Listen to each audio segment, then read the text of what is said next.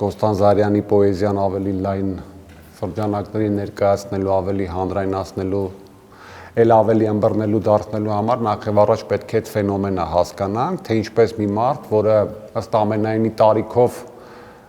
մեր բանաստեղծության, մեր գրականության ոսկե փաղանգի ժամանակակիցն է, հա, ծնվել է նույն թվականին, ինչ Վահան Տերյանը եւ փաստորեն մեր մյուս հատկապես արևմտայի մեծերի, Վարուժանի, չգիտեմ, Մեծարենցի, Ռուբեն Սևակի, մյուսների տարեկիցն է եւ ժամանակակիցն է եւ ըստ ամենայնի ստեղծագործել է նրան զուգահեռ, ժամանակակիցն է եւ այն գրական process-ի մասնիկն է, որի ընթացքում փայլել է Չարենցը, հա, 20-ական թվականներ, ընդ որում եւ եղել է Հայաստանում նաեւ Կոստանդզարյանը այդ ժամանակահատվածում մարդ, որը նաև կրկնել է մեր այլ մեծերի, օրինակ ճակատագին, ինչպես Ավետիք Իսահակյանի, վերադարձել է Հայաստան, երկրորդ անգամ վերջնականապես, գիտեք, Իսահակյանն էլ մի անգամ եկավ հետ գնաց, հետո ընտանիքով վերադարձավ վերջնականապես, եւ ամենակարևոր բանը, ստեղծագործել է, բանաստեղծություններ գրել է այդ ամբողջ ընթացքում, հա, 1910-ական թվականներից, ընդ որում, չգիտեմ, գիտեք, հետաքրքիր փաստ կա, որ կարծեմ Արտվի Բախչինյանը ներկայացրեց, նրա առաջի բանաստեղծությունները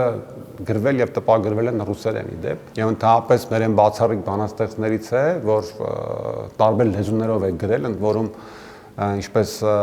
տարբեր վկայություններ կան, որ ցանկացած լեզվով էլ որ գրեր եւ իտալերեն եւ ֆրանսերեն մյուս լեզուներով կարող էր այդ շրջանի լավագույն ներկայացուցիչներից մեկը լինել տվյալ շրջանի process-ների մեջ, բայց ճիշտ է հետաքրքիր, որ հայ բանաստեղծության վերլուծություններում գրական այդ ընթացքի ամենատարբեր ամփոփումներում, եթե հետեւել եք ուշադիր լինեք, կտեսնեք Կոստանդզարյանը ընդհանրապես տեղ չունի։ Հա, երբ որ փորձում ես գտնել դրա պատասխանը, պետք է գնաս մի շարք հարցերի այսպես հետևից, այդ շարանի հետևից, որպեսզի ինչ-որ պատճառահետևանքային կապեր գտնես։ Կարող է տարբերակ լինել, որ Կոստանդզարյանը վատ բանաստեղծ է, բայց վատ բանաստեղծ է Կոստանդզարյանը, այսօր ծանոթանալով նրա բանաստեղծությունների այս մեծ հատորին, որը Երևան Տեր Խաչատրյանն է կազմել, որտեղ ըստ ամենայնի նրա բոլոր բանաստեղծություններն են ընդգրկված, մեզ հայտնի,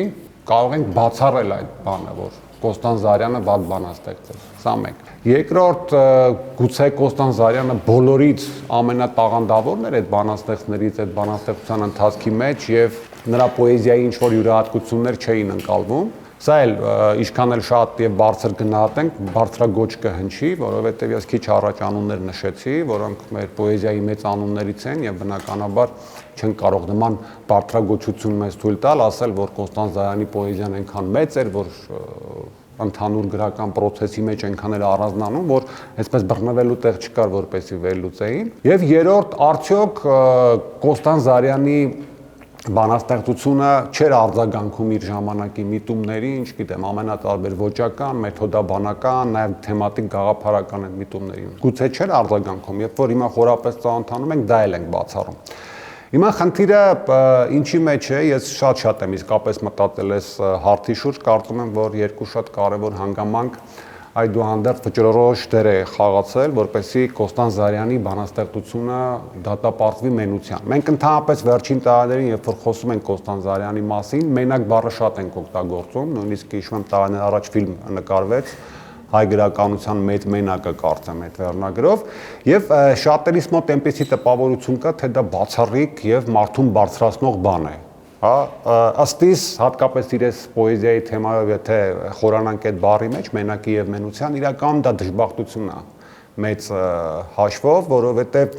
բացառիկությունը առանձնանալը, հա, որպես անհատ գրականության զարգացման, գրականության ճակատագրի դրա ազդեցության, գործառնականության տեսանկյունից մենությունը երբեմն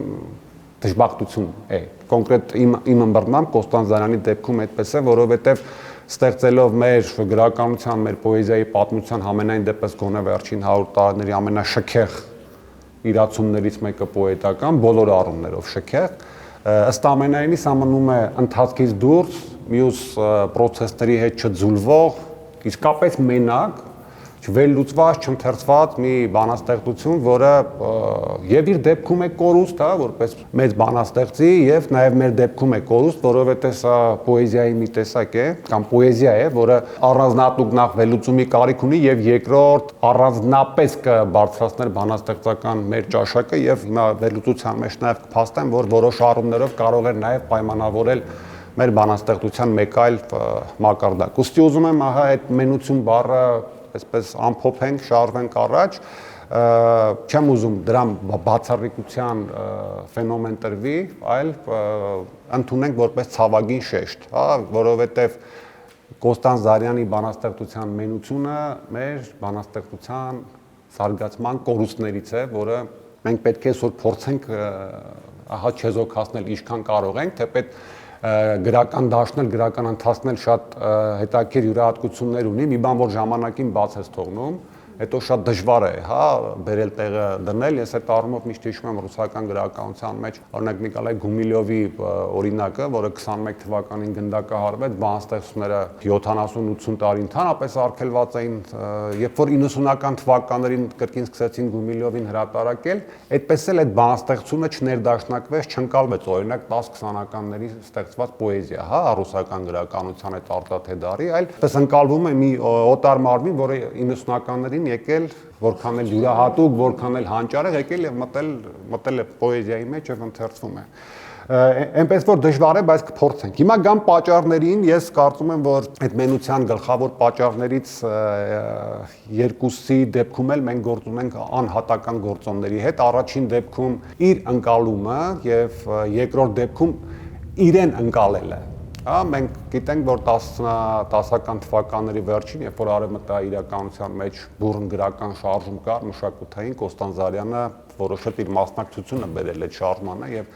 հայտնի այստեղ Մեհյանը տեսա միտեղ Մեհյան հանդեսի հրատարակությունը այո նախաձեռնվեց եւ այնտեղ իսկապես շքեղ անհատականություններ էին հավաքված Գեղամ Բարսեղյան, Դանիել Վարուժան, Օշական մյուսները, բայց նաեւ գիտեք, որ կար ժամանակ անց, կարծեմ 8 համար հրատարակվեց Մեհյանի, տարբեր պատճառներով այդ հանդեսը փակվեց եւ Կոստան Զարյանը լքեց պոլիսը։ Այստեղ հարաբերումի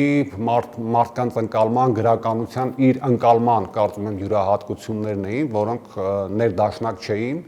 նույնիսկ այնպեսի հանճարեղ մտածողներ հետ, ինչպեսին Վարուժանն ու Օշականն են, եւ հետո եթե Կոստան Զարյանի կյանքի ընթացքը փոքր-ինչ վերլուծենք, կտեսնենք, որ բոլոր ժամանակներում ինքը ունեցել է այսպես հակասություններ իր բոլոր ժամանակակիցների հետ, հատկապես հայ։ Եթե այսպես սահմանեմ, դժգոհությունը որակներից, մեր մտածողների, մեր գրական մշակութային դաշտի մարդկանցից Կոստան Զարյանի այսպես հայացքների գրեթե մշտական ուղեկիցն է եւ դա անհիմն չէ, հա, շատ հաճախ անհիմն չէ, մանավանդ որ մենք Կոստանի պարագայում գործ ունենք նաեւ գնահատումի շատ կարեւոր հատույթների հետ, օրինակ նրանք ովքեր արվեստագիտական հատկապես Կոստան Զարյանի հոդվածները կարդացել են, տեսել են ինչ հրաշալի մեկնաբանություններ կան, օրինակ նույն Մարտիրոս Սարյանի նկարչության եւ շատերի արվեստի նկատմամբ, որոնց արժեքի առաջին բարձրաձայնողներից մեկը եւ Կոստան Զարյանն է։ Այդուհանդերձ այդ ամբողջ հակասությունների հատույթը նկատի առնելով կարծում եմ, որ 15 թվականի այդ ցեղասպանությունը եւս մեծ դեր խաղացա Կոստան Զարյանի բանաստեղծության մենության այսպես ամրագրման մեջ, որովհետեւ ըստ ամենայնի այն գրողները, այն բանաստեղծները, որոնց հայացքները, գեղագիտությունը ամենից մոտն էին ըստ ամենայնի իրեն, որտեղ իր պոլիս գնալը պատահական չէր ամեն դեպքում ցեղասպանության զոհ դարձան եւ կտրվեց մեր բանաստեղծության զարգացման մի շատ կարեւոր թել։ Հատկապես ես այդտեղ Դանիել Վարուժանի դերն եմ կարևորում, որտեղ այդտեղ էր որ եւ գաղափարական առումով այն մոտիվների առումով, որը սիրում էր, դավանում էր Կոստան Զարյանը, այդտեղ մի շատ կարևոր թել կտրվեց, որի կորստյան հետ Կոստան Զարյանը այդպես էլ կարծում եմ հոգեբանորեն, նաեւ գեղագիտորեն չհաշտվեց եւ առավել ընդգծվեց նրա մենությունը, որը ընդհանուր process-ների մեջ շատ վերլուծելի չէր։ Եվ որքան էլ հետո ինքը այդ ջանքերը թափեց, այնուամենայնիվ շատ բաներ չվերականգնվեցին։ Ինչն է այստեղ պարադոքսալ, որ երբ որ վերցնում ենք մենք Կոստան Զարյանի պոեզիայի շրջափուլերը, հա, որ թվականներին ավելի շատ գրել, որ թվականներին ինչ է գրել, որ զարգացումներին, միտումներին է արձագանքել, մենք տեսնում ենք, որ այդ թվականները, եթե շատ ֆորմալ նայենք, մեր գրականության ամենակարևոր թվականների հետ զուգադրվում են, բայց զարմանալիորեն չեն վերլուծվում։ Ես մի քանի այդպես առարկայական օրինակ բերեմ, գիտեք, ցեղասպանությունից հետո, երբ որ 20-ականների սկզբին ժողովուրդը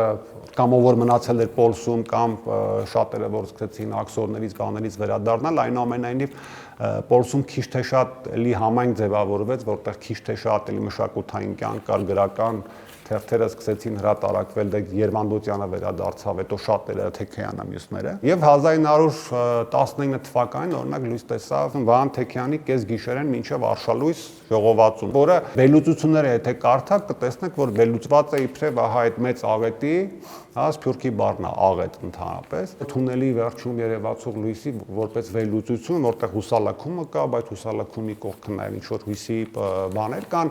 եւ Վահան Թեքեյանի գիրքը թվում է թե բացառիկ է, հա, այդ ընկալումներով եւ մոտեցումներով, որովհետեւ եթե հակառակ էս մի կողմը նայենք, օրինակ Արևելահայ մասում մեր գրականության ինչ էր կատարվում, շատ հակադիր էսպես պատկերներ են էլի երբեմն, բայց 22 թվականին լույս է տեսնում Կոստանձ Զարյանի ժողովածուն, որը կոչվում է Օրերի պսակը, եւ ընդ որում ինչն է խորհրդանշական հենց Պոլսուն, հա, որտեվ սա էլ արարքի տեսանկյունից ես սրա մեջ որոշակի դիտավորություն նաև տեսնում եմ, եւ թեմատիկ առումով եւ նաեւ հենց այդ շրջանում լույս տեսնելու առումով եւ նաեւ այն ընդհանուր միտումների տեսանկյունից, որ օրինակ կապում է Թեքեյանի եւ Կոստանձ Զարյանի ժողովածունները։ Բայց Թեքեյանի ժողովածուն վերլուծվեց, ներկայացվեց որպես այդ շրջանի հոգեբանությունը արտացոլող գիրք։ Կոստանձ Զարյանի ժողովածությունը ստամենային ուշադրության էլ չարժանացավ, թեպետ երբ որ այսօր տարիների հեռվից հիմա այս գրքում ընդգրկված է այդ ժողովածուն կարդանք, չեմ ուզում ինչ-որ համատության մեջ նայել կամ ինչ-որ անիմաստ զուգահեռներ տանել, բայց ընդհանրացումների նաև բանաստեղծության պոետիկայի տեսանկյունից սա ավելի բարձր գործ է, ինչու որովհետև այստեղ ոչ միայն թեմատիկ գաղափարական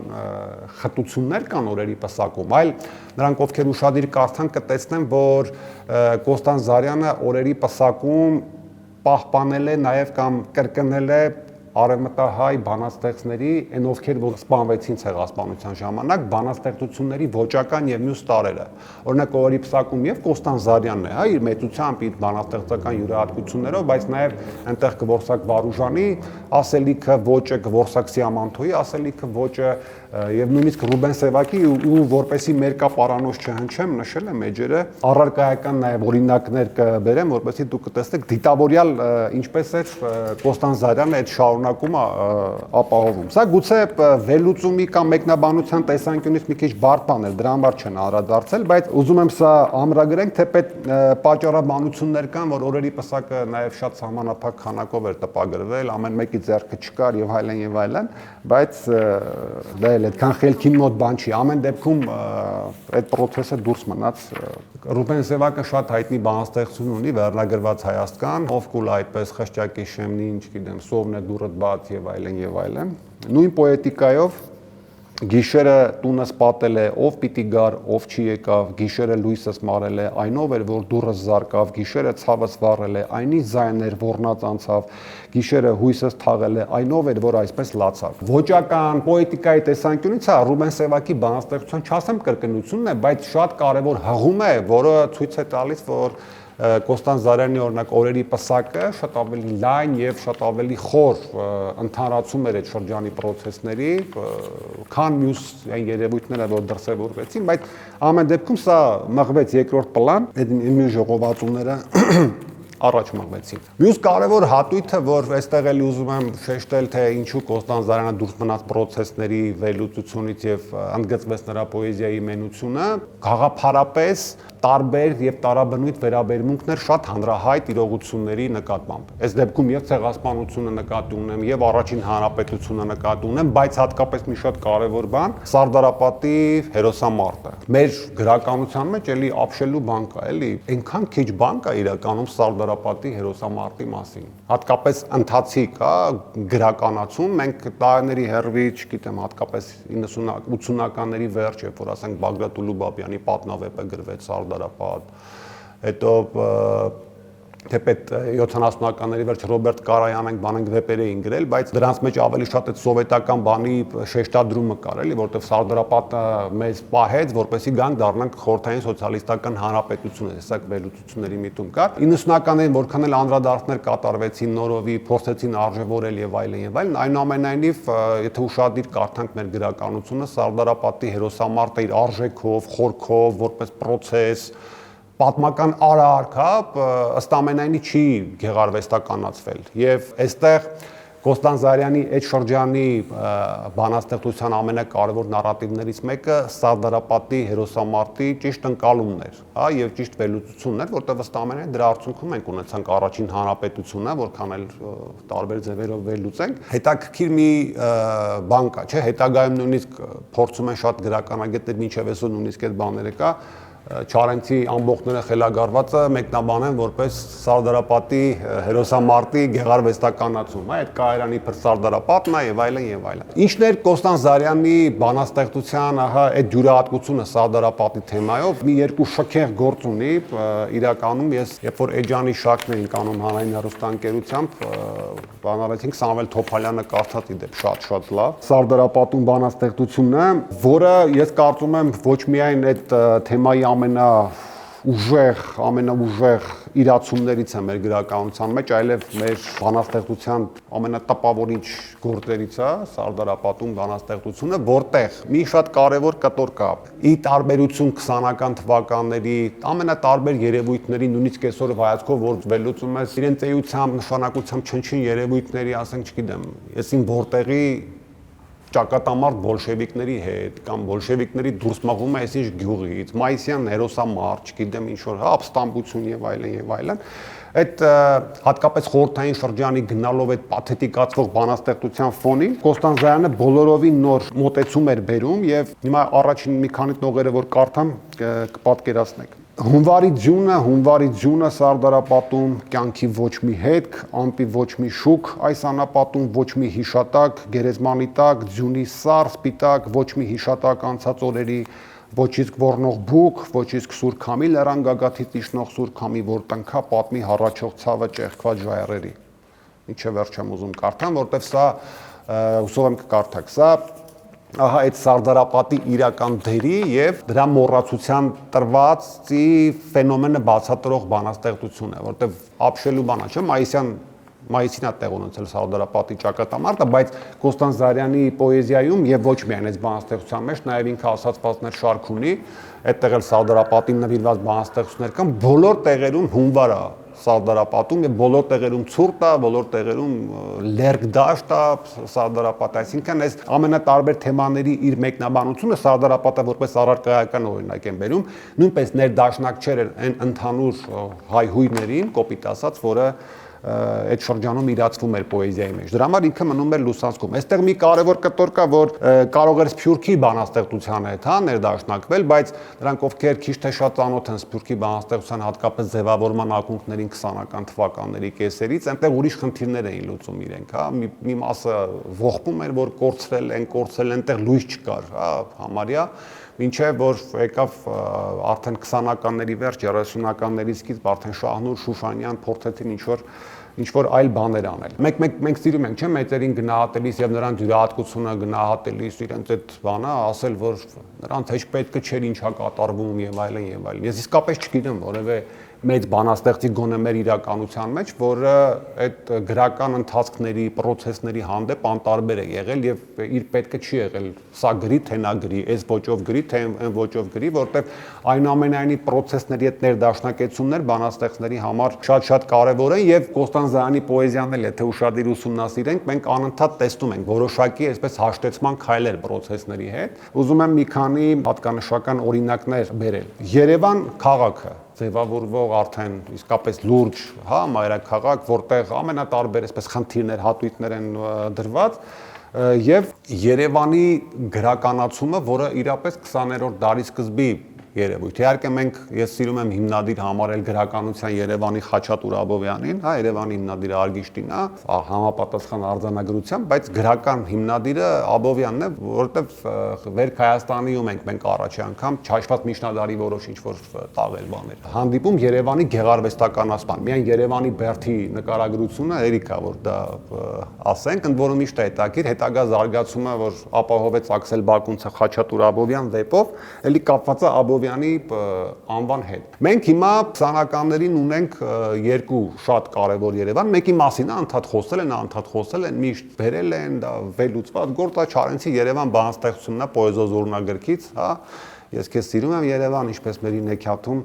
Դավիթին սիրում էր իր ձին, բայց երբևէ առեսօր ես չեմ հանդիպել այդ զուգահեռի մեջ Կոստան Զարյանի Երևանի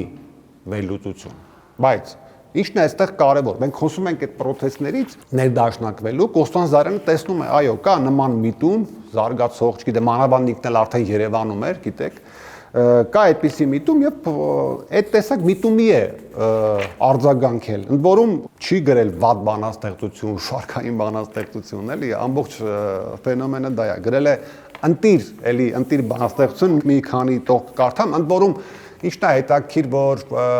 Չարենցի բանաստեղծության մեջ էլ որոշակի այսպես իջեցման տարեր կան, հա, մենակ բարձրագոհ այդ գովերքական բաները չեն, հա, որ հետո նկատեցինք 60-ականներից սկսած հատկապես Երևանին գովերքող այդ վարդագույն, պուլպուլակ, չգիտեմ, այդ բանաստեղծությունների մեջ, որը սպանեց Երևանի կերպարը որպես պոեզիայի այսպես ֆենոմեն։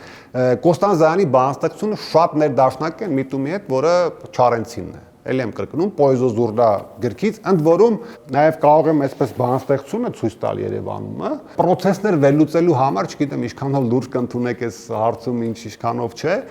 շատ կարևոր է նաև այս վիզուալ տեսքերը շատ հաճախ։ Այսօր եթե առիթ ունենաք, օրինակ նայեք պոեզոզուրնա բանաստեղծության ժողովածուի Չարենցի այսպես տաղաչափությունը,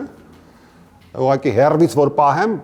ոչ մի տարբերություն չեք տեսնի Չարենցի պոեզոզուրնայի եւ Կոստան Զարյանի օրինակ այս Երևանում շարքի վիզուալ տեսքերի հետ գումարած նաեւ մոտեցումները, վերլուծությունները եւ այլն, օրինակ սպիտակ Երևանում, ձյունում փաթված Երևանում ուրախ է հոգիս ինչպես օազիս պատրած արգանդում մի անապատի կամ սառը բուկ տրտմաշուկ այսօր թաղում են ամպերը մեռել հրեշտակ է սառել թե աստղենկել ցանցի մեջ ձյունի ով պիտի հասնի մի բանվոր նոր ժող տնտխորի մտածքոտ ճակատին տնկել է միսյուն եւ այլն բանաստեղծական պատկերներով, բոլոր նշաններով, ինչ որ այդ ներքին այդ կատարվողը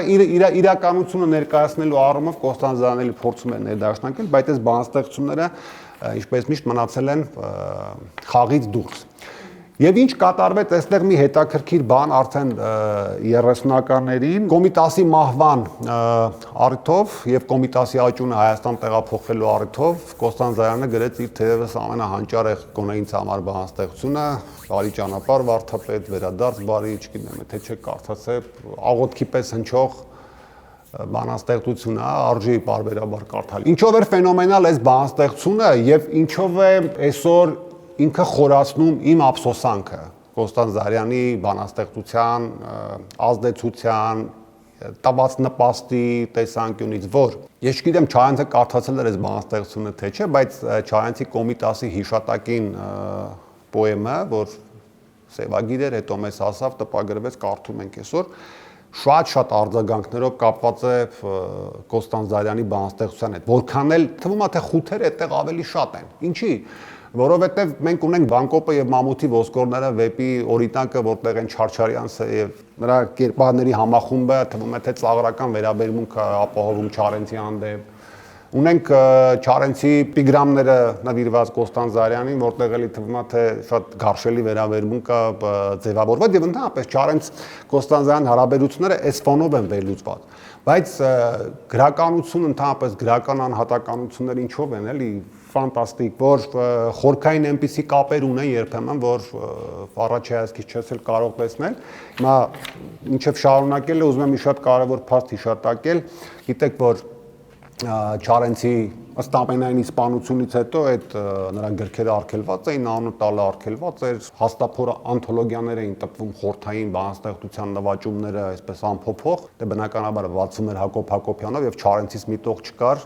եւ այլն լինում էին նաեւ այդպիսի դեպքեր կամ մեկ-երկու սիմվոլիկ բանաստեղծություն էին դնում եւ ովքեր ծանոթ են այդ շրջանի մամուլին գիտեն նաեւ որ նույնիսկ մեկ բառը օգտագործելը Չարենցյան յուրահատուկ բառապաշարից կարող էր լիքը բաների տեղիք տալ եւ քիչ մարդիկ են եղել, քիչ խիզախներ են եղել, որոնց գրականության մեջ Չարենցը արձագանքել է։ Եվ այս կարծում եմ, որ այդ արձագանքները նաեւ դիտավորյալ են եղել եւ այն բացառիկ արձագանքողներից մեկը, որում ինքը այդ ժամանակ արդեն Սփյուռքում էր, եղել է Կոստան Զարյանը, երկու օրինակ կհիշեմ, այդ հոգեկցության տեսանկյունից դիտավորություն, հա, ես նշեցի ամենասկզբում, որ օրերի պսակում էլ դիտավորություն կա, ոճամտածողություն տեղափոխել մեր սպանված բանաստեղծների ցեղասպանությանը զոհ գնացած, այստեղ էլ ահա դիտավորություն կա Չարենցից, ընդ որում 43 թվականին են գրվել այս գործերը, հիմա գտնեմ, որում առաջինն է շատ արձագանքող է Չարենցիեն կեղտոտ ոճին 20-ականների, չակերտավոր կեղտոտ իհարկե։ Անտիպները չէ, իդեպ այդ Չարենցից չեմ ուզում խոսալ, որտեղ հեսա տարվեմ լիքը նոր բաներ եմ հայտնաբերել այս վերջում, չեմ ուզում դրանից խոսամ, բայց օրինակ Զոյային բանաստեղծություն կա 43 թվականին գրված,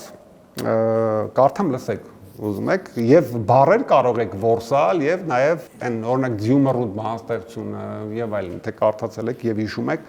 դրան շատ ներդաշնական եւ աշնան թեման ընդհանրապես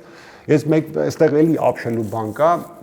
Չարենցի աշնանային բանաստեղծություններ կան 30-ական թվականներին գրված արդեն երբ որ ինքը տաններ եւ այլն աքսորված էր ըստ ամենայնի դրանք անտիպ են եղել եւ հետագայում են միայն հրատարակվել բայց ասենք Կոստան Զարյանի որոշ արձագանքների այսպես ծանոթանալով ինձ թվում է թե ինքը կարդացած է եղել այդ բանաստեղծությունները ընդ որում ես ուզում եմ ֆիքսեք որտեղ վերջում մի հատ էլի հետաքրքիր բան եմ ասելու կապենք դրա հետ էլ հիմա ուրախ է անունդ ուրախ չես բայց ձայնդ հուզիչ է այնքան աչքերդ անհագ են հրակես վարսերդ թավիշ է ոսկեման նայում ես ասես որ հեռուն ես ասես որ մի լույս ես թաքնված ասես որ կախարդված անուն ես մի անհայտ աշխարհից եկած էլի Չարենցյան ֆրազա ընդ որում էլի ես ապշել եմ այս բանաստեղծությունը կարդալուց որտեվ սա Արմենուհի Տիգրանյանին նվիրված բանաստեղծություններից է այս ֆրազը ես այլ աշխարհից եմ եկել եւ այլն ընդհանրապես այդ ամենտի եզերք բան ընդ որում այդ բանաստեղծությունը ինքը նվիրել էր Արմենուհի Տիգրանյանին եւ դա հրատարակել է իր ամուսինը Վարդգես Սահարոնյանը կարծեմ 60 քանի թվին պատկերացնում եք այսինքն այս տեսակ բաներ կան իր Չարենցի մեջ եւ սակայն ներկա է լուսավոր ինչպես երկխաղցրաձայն երկվատ ինչպես նվեր խորհրդով նորանոր օրերից շեմի մոտ ցածված Ինչ լավ է, որ Զոյա աշունը սենյակի դռներից խուժող, երկնքի շփոթված անհունը աշկերիդ կայծերում այրվող, եկ նստիր մի հեքիաթ քեզ պատմեմ եւ գնանք մոլորվենք հույզում ձեռքը տուր քեզ սիրտս հաղորդեմ եւ կորչենք երազի ճամփում։ Սա բանաստեղծության տեսակի արձագանք եւ մի շատ կարեւոր բան էր, այս նույն շրջանում է էլի Չարենցի մերժվածության ամբողջ շրջանում մի ամբողջ կոնցեպտ կա Կոստան Զարյանի բանաստեղծությունների մեջ, հատկապես տեսիք վերնագրով մի գործ ունի, ահա Չարենցյան ամբողջների այդ ֆենոմենացում մի երկու տող կարդամ, որպեսզի պատկերացնեք։ Ամբողջները հոց հույսով խենթացած կառուցում են նոր անողոք պատրանք։ Սա էլի հիմա կարամ տասնյակ այդտեղ նշել եմ հազարավոր օրինակներ նույնիսկ կարող եմ բերել, բայց դա չի եկանը վերադառնամ այդ Կոմիտասի կերպարին։ Տեսեք, հետագայում 60-ականներին մի գարշելի հոդված կա մեր իրականության մեջ, որը ժամանակին չի տպագրվել, որի առաջին մասը 94 թվականին Սեյրան Գրիգորյանը հայտնաբերեց հրատարակեց, երկրորդ մասը մնում էր անհայտ, իհարկե կային մերձգրական բամբասանքներ, որ կա այդ հոդվածը գրվել է իրականում, բայց հանգամանքների բերումով շատ ուշ գտանք մի 3 տարի առաջ։ Խոսքը Գուրգեն Մահարու հոդվածին է վերաբերում նվիրված Պաուլ Սևակի այսպես կոչված գրագողության փաստին, իհարկե Աբրահամ Ալիքյանի լուրջ այսպես աջակցությամբ գրված հոդված է։ Հիմա չեմ ուզում դրա մանրամասների մեջ մտնել, ամեն դեպքում որպես Պաուլ Սևակի ներշնչանքների մի շատ կարևոր հատույթ ներկայացվում էր Կոստան Զարյանը։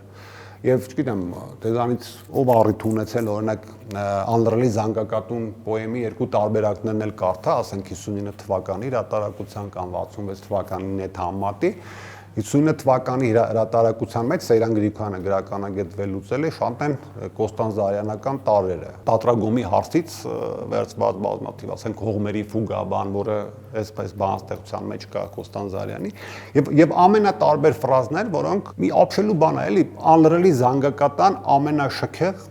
մասերն են։ Այն որը որ վերլուծաբար ներկայացվում է որպես, չգիտեմ, գրագողություն, ուզում ես ազդեցություն, թխոցի եւ այլն, բայց ապահովել են անլրելի շատ շքեղ մասեր եւ ես ավելի համակարծիք եմ այն վերլուծությանը, որ քանի որ Կոստան Զարյանը անունը ոչ մեկ չէր տալիս Հայաստանում, ոչ մեկ չէր կարդում, Պաուլ Սևակը առանց անունը տալու յուրովի փորձել է Կոստան Զարյանի բանաստեղծության ահա ձևեր, պատկերներ, մտածողության, ոճական ինչ-որ ձևեր ներդաշնակեցնել մեր գրական ընթացքի մեջ, որպեսզի դուրս չմնա եւ այլն, եւ ընդհանրապես, երբ որ Կոմիտասի նվիրված այս բանաստեղծությունը ավելի ուշադիր կարդանք, ըստ ամենայնի սա նաեւ ասելիքային կոնցեպտ է, որտեվ իսկապես գտնված է, չէ, բարի վերադարձ եւ բարի ճանապարհ եւ վերադարձ բարի ճանապարհ վերադարձ բարի, որտեվ Սևակի անրելի զանգակատունն էլ էլի շատ ուշադիր կարդանք, հատկապես ուժեղ կտորները ու հատկապես վերջին գլուխը, վերջին Խողանջը դու մեր երկի մեծրոպ մաշտոց եւ այլն, տեսնենք, որ ինչքան կոստանզարյանական բան կա նաեւ այնտեղ, այս մոտեցման տեսանկյունից եւ իմ խորին համոզմամբ կա Կոմիտասի կերպարի գրականացում, չէ, այ դրա հիմնադիրը հիմա կարող է ես էլ մեծ չարենցասեր եմ, բայց ամեն դեպքում համարում եմ Կոստանզարյանին, որովհետեւ որքան էլ իրար գուցե չկարդացած Կոստանզարյան Չարենցես կտորը, այնուամենայնիվ նրանք մի էական հիմք են դրել, որի վրա զարգացել են հետագա բոլոր գործերը, եւ Սևակի գործը, եւ մյուսների գործը, կարծում եմ, որ դա նաև մեծ ազդեցություն է թողել մշակույթի մյուս ոլորտների վրա, քանդակագործության, նկարչության եւ այլն եւ այլն։ Եվ այն ուժեղ գործերը, որոնք Կոմիտասի շուրջ կան, իմ կարծիքով ստեղծված են այս կոնցեպտով։ Բայց այստեղ մի շատ ուրիշ կարևոր բան էի ուզում շեշտել, հա, այդ մի բանաստեղծության օրինակով, հիմա էլի ավելի կարևոր օրինակներ կբերեմ։ Ինչքան ազդեցիկ, փոխող կարող էր լինել Կոստանզարյանի բանաստեղծությունը, եթե այդ դիտավորյալ կամ ոչ դիտավորյալ մենությանը ինքը չդատապարտվեր։ Իմ այսօրվա բանախոսության գլխավոր ասելիքն էլ դա է, որտեվ մենք հետագայում բախվում ենք մի շատ կարևոր process-ի, որը ինձ ուղղակի ապշեցրել է եւ կուզեմ դրա մասին էլ անպայման խոսալ, որտեվ մի հետաքրքիր վերլուծություն կա 60-ականների հայ պոեզիա։ Դա Պաուլ Սևակը չի, չգիտեմ, Սիլվա Կապուտիկյանը չի, Ամոս Այհյանը չի, մյուսները չի, կա 60-ականների սերունդ հասկացություն Հովհաննես Գրիգորյան, Հենրիկ Էդոյան եւ այլն եւ այլն։ Ես շատ եմ զբաղվել իրենց այդ ժառանգությամբ եւ ընդհանրապես այդ սերնդի ուսումնասիրությամբ եւ մի հետաքրքիր հարց կար, որ այն ժամանակ էլ հետագայում է շատ վերլուծողների, չասեմ տանջել է, բայց այնուամենայնիվ հետաքրքրում էր որտեղից եկան էլի լավ իրանք։ Այդ ոճով, այդ ձևով։ Այն ժամանակ կար մի պրիմիտիվ բացատրություն, որը որպես նաև մեղադրանք շատ քննադատներ, այսպես մեխում էին այդ երիտասարդ բանաստեղծների ճակատին, որ չգիտեմ, արտասահմանյան ինչ որ բուրժուա եսիմիջական բանաստեղծություններ են վերթել եւ այլն, բայց նրանք ովքեր կկարդան Կոստանզարյանի բառերի ոսկին, կտեսնեն որտեղից են գալիս այդ ջահելները։ Մի շատ կարևոր բան վերջին տարիներին ինձ ավելի մաղեց այդ տեսակետին։ Առաջինը Կոստանզարյանի տունը այս փողոցի վրա է, չէ՞, եւ ինքը պարբերաբար իջնում էր Կինո Մոսկվա, Երևան հյուրանոց եւ այլն, այդ շրջարաններ, բաներ եւ երբ որ Կոստանզարյանի մասին հատկապես վերջի տարիներին շատացող հուշագրություններ, հուշեր, տարբեր բաներ լսում ես, այդ մարդը անդադ իր մենությամբ հանդերձ այնուամենայնիվ շփվել է ֆենոմենալ շատ բանավոր։ Ես փորձում էի հասկանալ ով է շփվել Կոստանզարյանի հետ եւ տեսա, որ շատ շփվել են ահա այդ 60-ականների երիտասարդները։ Բառերի ոսկին ժողովածուում հրատարակած գործերն էլ ինչ են ցույց տալիս, որ ահա այդ իրեն շփումների շրջանում Կոստանզարյանը մահացավ 69 թվականին, այդ սերունդը ասպարեզ մտավ ստամենայնի 67-ին, Գարունի առաջին համարով։ Տեսնում եմ, որ այն նույն բանաստեղծությունները, որոնք համարվում էին սուպեր նորություն 67-68 թվականներին, այդ բանաստեղծությունները իրականում ներշնչված են կամ ուղղակի երբեմն բառացի նման են Կոստանզարյանի այս անտիպ գործերին, որոնք ըստ ամենայնի չեն տպվել 2000-ականներին նոր մենք դրանք կարդացել ենք առաջին անգամ ավելի լայն շրջանակներում, բայց իմ կարծիքով այդ զրույցները ոչ միայն սահմանափակվել ինչ-որ արվեստի, գեղագիտության մասին, ինչ-որ դատողություններով, փիլիսոփայություններով, այլ վստահ եմ, որ այդ ընթացքում նաև բանաստեղծություններ են ընթերցվել։ Եվ Կոստանզարյանը թեպետ դեռ հստակ վկայություն չկա, բայց վստահ եմ, որ նաև բանաստեղծություններ է կարդացել այդ երիտասարդների համար։ Գիտեմ, դեզանից կա մարդ, որ ծանոթ է Հենրիկ Էդոյանի ոճին գոնե պոեզիայի, հիմա մի բանաստեղծություն կարդամ։ 66 թվականին գրված բանաստեղծություն է, եթե առիթ լինի եւ ինչ-որ կասկածներ, ես կարող եմ նույնիսկ մի ամբողջական հոդված գրել այս մի բանաստեղծության եւ 60-ականների սերնդի, հատկապես 67-ից 70 թվականներին տպագրված բանաստեղծությունների զուգահեռ տանել։ Պատկերային, բառընտրության եւ այլն։ Մենք միասին ման էինք գալիս դաշտում։ Նոր ծառեր էին տնկել։ Երկիրը բարձր եւ պայծառ։ Երիտասարդ մի քամի խաղում էր նրա մազերում։ Նա հարցեր էր տալիս, մեր մտքերում կյանքը քայլում էր քիչ երերալով եւ նրա աչքերը դիթապտղի փայլ ունեին։ Հետո նա հանկարծ վազեց եւ սկսեց անհամբեր ծաղիկներ քաղել։ Ես նստեցի մի քարի վրա, եկավ, փունջը նետեց ծնկներիս, ուսը կպցրեց ուսիս, մանուշակ էր բուրում եւ թարմ քրտինք։ Սա այս նախորդ 20-ական, 30-ական թվականների Կոստանդզարյանի հետ ընդհանրապես առաջին հայացքից կապ չունեցող բանաստեղծություն է, բայց բանաստեղծություն է, որը ահա այդ զրույցների ազդեցությամբ պայմանավորել է մեր պոեզիայի զարգացումը 60-ից 70 մինչև 90-ական թվականներ։ Դուք պատկերացրեք, այդ բանավոր տարածության մեջ այսքան ազդեցիկությունը ինչքան մեծ կարող էր լինել, եթե Կոստանդզարյանի բանաստեղծությունը տպագրվեին եւ ավելի լուրջ վերաբերվեին դրանց եւ կարողանային process-ի մեջ վերլուծեին, որում այս օրինակը միակը չի, ես ուզում եմ եւս մի բանաստեղծից այսպես զուգահեռ տանել։ Սլավիկ Չիլոյանի մի բանաստեղծություն կա, հիմա անգիր հիշում եմ կարտասանեմ, դու լասմի լինի, ճամփա եմ ելել, այստեղ եմ գնում մի քանի օրով, դու լասմի լինի, ես հետ կդառնամ նույն ճանապարհով։ Երբ որ ելնի լուսնյակ քեզ համար, իմացիր, որ ես եմ ասма լուսնյակի տեսքով, երբ որ արևը գա, ասма ես եմ արևի տեսքով։ Հիմա Կոստանդզարյանից մի բանաստեղծություն կարդամ, չգիտեմ ինչքան կապշեք, բայց ես օրինակ ապշել եմ։ Դու լասմի լինի։ Մեկնել է մի կտոր սիրտ տանել է, ասում եմ, շատ սիրունագր է Կոստանել։ Ժպիտս առ նաև Հայաստանի մի շերտ ամառ ծաղիկները աշկերի թող բաց մնան լուսավորեն ձեռքերդ։ Երբ դու հասնես քո երկիր, դու կքայլես իմ շուքի հետ։ Ներկա ամեն մի փողոցում իմ երազով կառուցված, եւ մենք կլինենք միասին նորից եւ կքաղենք առաջանքը կամաց ժայթ կողմեր սրտերից։ Լացմի լինի, մնաս բարով, բարի վերադարձ վերադառ։ Իմ կարոտը ծածկիր հրավառ, քո կարոտով եւ լինենք մի, մնաս բարով։ Դեպ Չիլոյի բանաստեղծությունը ավարտվում է, ինչպես տեսնում ես, քեզ հետ եմ ես միշտ, այս ֆրազով։ Սրանք հիմա կարող եք համարել, չգիտեմ, գուցե պատահականություններ, գուցե ինչ-որ զուգադիպություններ, որ գրականությունը իհարկե հազարներով, միլիոններով ճանաչում է այդպիսի փաստեր, բայց այդ կանխավարկածն էլ հաշվի առնելով, այնուամենայնիվ միտված եմ ուղղակի այստեղ տեսնել Կոստանդզարյանի բանաստեղծության ազդեցությունը, որ ել եմ ասում, անդադ խորացնում է իմ ափսոսանքը, խորացնում է եւ այլն եւ այլն։ Մանավանդ որ 60-ականների հենց Կոստանդզարյանի պոեզիան մի ուրիշ ճգնաղություն է, որովհետեւ 20-ականներին, 30-ականներին կամ 40-ականներին ավելի շատ դրանք գաղափարական, այսպես մոտեցումներով, գեղագիտական մոտեցումներով իրացումներ են։ 60-ականներին հենց Հայաստանում ստեղծված նրա այդ պուճուրիկ գործերը, մեծածավալ գործեր չունի, պուճուր գործեր են, շատ լուրջ իսկապես գործեր են, կարդեմ նշել եմ մի երկու բան կարդամ, եւ պատկերամտածողությունը ուղղակի սուպեր նորություն են, այսպես ասեմ, մեր գրականության մեջ եւ շատ լավ հասկանում ես նաեւ պատճառը դրա չտպագրվելու, հա, տեսեք, այսպեսի մի բան կա, էլի, եթե չգիտեմ, Հենրիկ Էդոյանն է ուզում տպագրվի մերժում են, դե Էդոյանն է 20-30 տարեկան տղա է կամ Հովհաննեսը 20-21։ Բայց երբ որ Կոստանդզարյանի պես հսկան մտնի գրական process այդ տեսակ բանաստեղծներով, դուք պատկերացրեք այն ժամանակ մի անգամից Սիլվա Կապուտիկյան, Համո Սահյան, բան եւ այլն, էլի Վահագն Դավթյան, նույնիսկ Պաուլ Սևակին մարտահրավեր դա կարող էր դիտել ամենամեծ նորարարին իր շրջանի, էլի դա կարող էր շատ լուրջ ճեղքվածքներ առաջացնել գրական process-ի մեջ եւ քննադատները խառնվելու են իրար չիմանային ինչ վերլուծեին։ Սա իհարկե բան է, ենթադրություն է, բայց հավատացեք, ես ինքս այդ գրական process-ների մեջ շատ եմ եղել, շատ հավանական սցենար է, այսինքն Կոստանդզարյանի մերվածությունը, այդ շրջանի իր բանաստեղծության մենությունը նաև այդ տեսակ բաներով պետք է բացատրենք։ Եվ երբեմն, երբ որ մենք Կոստանդզարյանի կերպարը Հայաստանում լինելը, իր ընդհանրապես մարդկային մենությունը, միայն այդ գաղափարական, չգիտեմ, չինովնիկական բաներով ենք բացատրում, ես ուզում եմ նաև այս տեսակ բաներով ընկալենք։ Մանավանդ որ ինքը այնուամենայնիվ շարունակել է գրել բանաստեղծություն եւ մի բանաստեղծություն ունի գրած այս շրջանում, շատ սովետական բանաստեղծություն է, բայց կարծում եմ, որ սա իր այդ տարիների մենությունը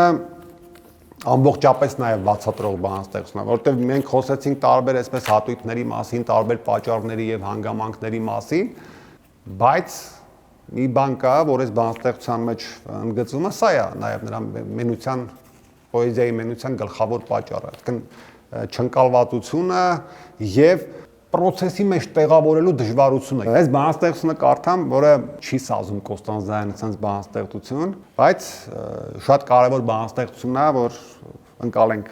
այդ process-ները։ Քննադատը մտքի հույզի այդ ներքինին իմ անունի արչև շփոթված ոլորում է իր աչքերը եւ մեղավոր տափակ խոսքեր արտասանում։ Իմ մասին գրելը արգելված է։ Իմ աշխարհի դուռը փակ է, նա ուրախ է, որովհետև իր կարճ միտքը չի հասկանում բուրըն թափը իմ թռիչքի, խորությունը իմ արվեստի։ Նրա փոխառատ, մաշված, կերված ըմբռնում է իր սահմանից դուրս չի անցնում եւ նա մանր, նեղմիտ մի մարդ ստրկաբար գալարվում է եւ լռում։ Դե ինչ անեմ, ասում է նա, արգելված է։ Ես կուզեի, որ այս արգելված բառը Կոստանդզարյանի դեպքում չսահմանափակենք մենք խորհրդային գաղափարախոսությամբ եւ այլն, որտեղ այդ բանաստեղծում մեջ ոչ մի կոպիտ ասած հակասովետական բան չկա։ Այսինքն արգելանքը Կոստանդզարյանի բանաստեղծության շատ ավելի գլոբալ նշանակություն ունի եւ հարաբերվում է ամենատարբեր հատույթների հետ, դրանք եւ ճաշակի հատույթ է, չգիտեմ, գաղափարական հատույթ է, գեղագիտական ընկալումների, ընթացքի պատկերացումների եւ գումարած սրան մարդկային ամենատարբեր այդ հարաբերումներ, գործոններ, որովհետեւ գիտենք Կոստանդզարյանը այնուամենայնիվ այդպես էլ հաշտ չեղավ որևէ մարդու հետ եւ այսպեսի մի բան էլ կա, չէ՞, մեր բոլոր մեծ գրողները ամեն դեպքում թեկուզ այն ամենամենակները թեկուզ կողքին միշտ ունեցել են մեկին, որը խոսել է իրանց մասին ամեն դեպքում։ Կոստանդզարյանը չունեցավ այդ մեկին եւ կարծում եմ, որ այս բնության պատճառներից մեկն էլ դա էր, բայց ամեն դեպքում այսօրվա իմ խոսքի ձերետեսի մտքերով կիսվելու կարևոր հանգրվանը ափսոսանքն է ամեն դեպքում։ Ափսոսանքը, որտեվ ես միայն այսպես պատկերացնում եմ, թե մենք մեր բանաստեղծությունը, մեր պոեզիայի ընթացքի հիմա ինչ հանգրվանում կլիներ, եթե ահա այս շքեղ, այս բառերի ոսկին, որ իսկապես գտած վերնագիր է այս գրքի համար, ինչպես հակն է վերլուծվել, ներկայացվել մեր գրականության մեջ, մեր քննադատության մեջ եւ մեր գրական այդ process-ների մասը կազմեր։ Այն մյուս հատույթները շքեղես բանաստեղծության այլ զրույցի նյութ են, հայրենիքը Կոստանդզարյանի բանաստեղծության մեջ ահարատյան մարդու իր կոնցեպտը, հա, որը մարդանոր բանաստեղծությամբ ստեղծվեց, դրա ոճամտածողության ամենատարբեր հարցեր եւ այլն, դրանք ավելի մեծ զրույցի նյութեր են, որոնք ինչքան էլ գանք վերլուծենք էլ այդ ափսոսանքն են խորացնելու, բայց հաշտվենք նրա հետ ինչ որ կա, հաշտվենք այն բանաստեղծության հետ, որ այսօր ունենք պետականության մեջ, բայց չհաշտվենք նրա հետ, որ Կոստանդզարյանի Էշքեղ բանաստեղծությունը լավ ընթերցված չի, շատ մեծ աշխատանք է տարվել, որ Կոստանդզարյանը հանրահարչակվի, այսքան գրքեր, այսքան աննախադեպ ծրագիր է, որ Հայաստանի անկախության շրջանում եւ Հայաստանում իրագործվեց, այս ծավալի Կոստանդզարյան երբեք չի հրատարակվել, հա, եւ այսքան բարձր մակարդակով, բայց մենք նաեւ ընթացքում տեսանք, որ այդուհանդերձ արձակ գործերը այն էլ անցորդը եւ իր ճամփանը քիչ թե շատ որ այն էլ ինչով էր հետաքրիր, որովհետեւ պատում էր մի Երևանի մասին, մի շրջան, հատկապես առաջին կտորները, մի Հայաստանի կյանքի մի շրջանի մասին, որի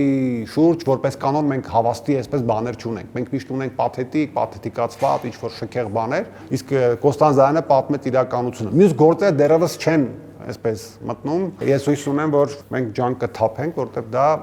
մեր կյանքի հարստություններից է լինելու, եթե դեռ չէ, ովքեր որ հարաբերվել են, հաստատ իրենց կյանքը այդպես ներքին գեղագիտական մակարդակով փոխվել է։ Այս է իմ ափսոսանքը ընդհանուր, շնորհակալ եմ։